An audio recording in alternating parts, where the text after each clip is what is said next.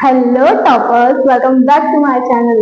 चलो अब देखते हैं next question. A die is thrown once, find the probability of getting this. Okay, एक डाई है तुम्हारे पास। वो लूडो वगैरह खेलते हैं ना, उसमें एक डाई आता है, उसमें कुछ पॉइंट्स दिए होते हैं, 1 2 3 4 और डॉट बने होते हैं। उसी को हम डाई कहते हैं और उसे डाइस कहते हैं। ठीक है, तो वो थ्रो किया, तो ये इवेंट्स किए हैं, ये हमें बताने हैं, इनकी प्रोबेबिलिटीज बतानी है। पहले तो देखो, डाई थ्रो किया है ना, तो टोटल निकालने के लिए हम क्या करेंगे, एक डाई को हमने थ्रो किया तो क्या आ सकता है, 1 2 3 4 5 6, यही आ सकता है। 6 के आगे तो जाएगा नहीं, है ना, और 1 से छोटा का भी होगा नहीं। डाइस देखा ना तुमने, ऐसा ऐसा कुछ रहता है, देखो ऐसा क्यूबॉइड में ही रहता है ना, ऐसे उसमें डॉट बना होते 1 2 3 4, मतलब इसमें 4, फिर कहीं 1 2 3 4 5, 1 2 3 4 5 6, है ना, 1 1 4 5 6, 1 2 1 2, अरे 3 ऐसा होता है शायद, 3 2, और कौन सा रह गया, 1 2 3 4 5 6 हो गए। हाँ, मतलब ये नीचे का ही है, ये पूरा सरफेस नीचे का है, तो कितना था ये, 2।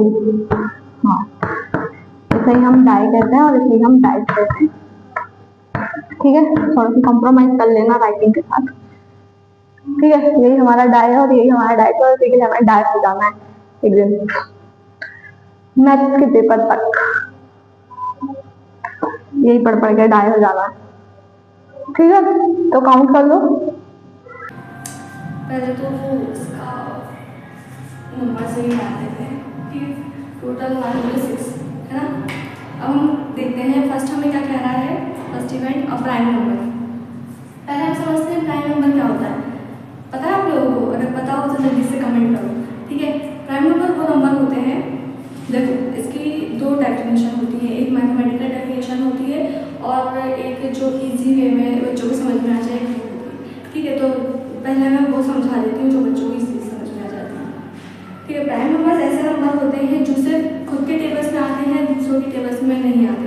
मतलब ऐसे नंबर्स जो सिर्फ खुद के मामलों में ही रहते हैं, दूसरों के मामलों में टांग नहीं अड़ाते, अड़ोसी पड़ोसी रिश्तेदारों जैसे। ठीक है, अब मैथमेटिकल, अच्छा ठीक है, इसका एक एग्जाम्पल देख लेते हैं। ऐसे नंबर जो सिर्फ खुद के टेबल में आते हैं, है ना, 2 3 5 7।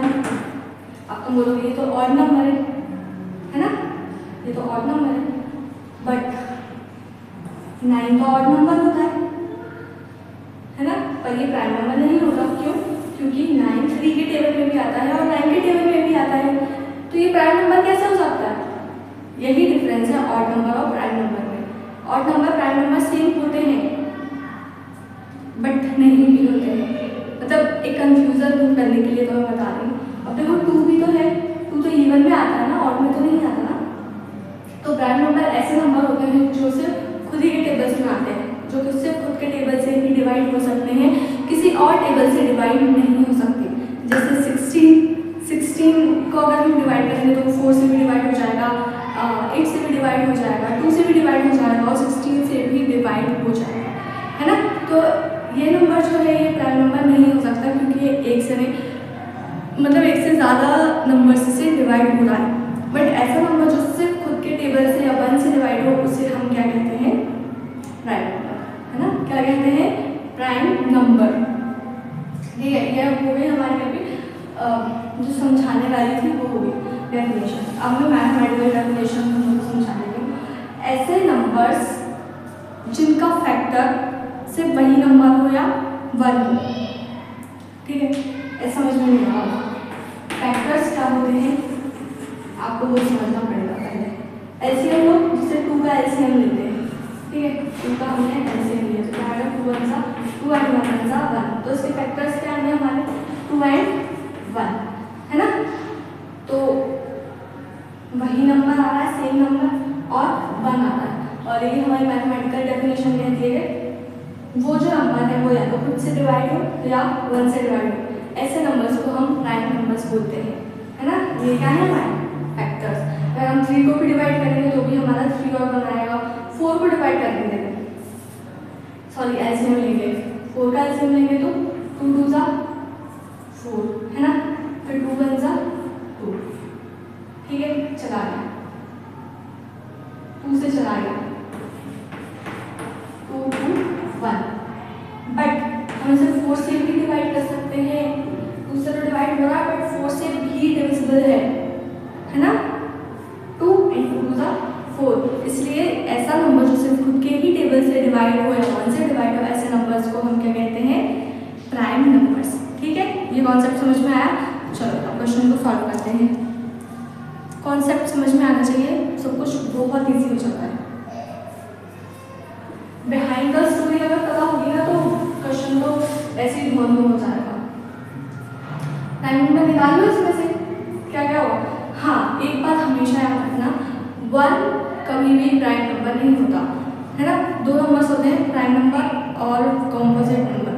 तो जो 1 होता है वो ना ही प्राइम नंबर होता है और ना ही कॉम्पोजिट नंबर होता है, ये हमेशा याद रख लो, मतलब कॉपी में लिख लो, कहीं भी लिख लो, बट ये चीज़ हमेशा याद रखना कि 1 जो होता है 1 is neither prime nor composite, ठीक है।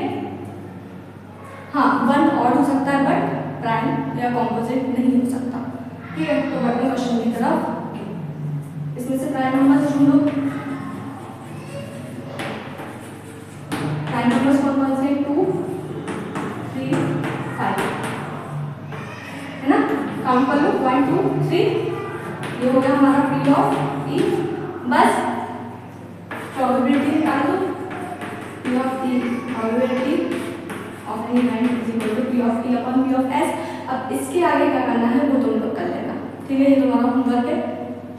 बाकी सब मैंने तुम्हें बता दिया, बस इसकी जगह पे इसे रखना, इसकी जगह पे इसे रखना और डिवाइड कर देना, तुम्हारा आंसर 1/2 आएगा, है ना। तो ये हो गया हमारा फर्स्ट वाला क्वेश्चन। अब हम सेकंड वाला, फर्स्ट वाला इवेंट हुआ है क्वेश्चन में, अब हम सेकंड इवेंट देते हैं।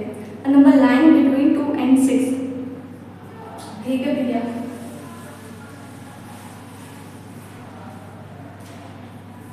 A number line between 2 and 6, line मतलब झूठ बोलना, वो 2 और 6 के बीच में कोई झूठ बोल रहा है, नहीं भैया। लाइन मतलब इस नंबर्स के बीच में आना, ठीक है। जैसे ये नंबर्स दिए हैं 1 2 3 के पूरे नंबर्स दिए हैं, है ना। अब वो कह रहा है 2 से 6 के बीच में आना। 2 को हम इन्वॉल्व नहीं कर सकते और 6 को इन्वॉल्व नहीं कर सकते, क्योंकि उसने साफ कह दिया है कि 2 और 6 के बीच के नंबर्स चाहिए, 1 2 3। इसके जो बीच के नंबर्स होंगे मुझे सिर्फ वही चाहिए, मुझे सिर्फ उन्हीं से मतलब है, मुझे 2 से 6 से और 1 से कोई मतलब नहीं है, कोई लेना देना नहीं, है ना। ये चीज़ समझना, नहीं तो तुम 2 और 6 को भी इंक्लूड कर लो, इसलिए समझा दिया है, नहीं तो पेपर में बैठ के रोगे सच में। ओके, तो निकाल लो कौन कौन सा नंबर लाया कर रहे हैं, 3 और 4 और 5, 3 4 5। तो ये हो गया भाई, ये हो गया हमारा फेवरेबल इवेंट। काउंट करो 1 2 3। फेवरेबल इवेंट को हम P ऑफ E से डिनोट करते हैं, स्मॉल e से। प्रोबेबिलिटी निकालने के लिए वही same formula, P of E equals to P of small e upon P of S, है ना। फिर वही आएगा 3/6, 3/6 को डिवाइड करोगे 1/2, इसका आंसर भी 1/2 आएगा, इसके पहले वाले का भी 1/2 आएगा, ठीक है। अब हम देखते हैं नेक्स्ट इवेंट।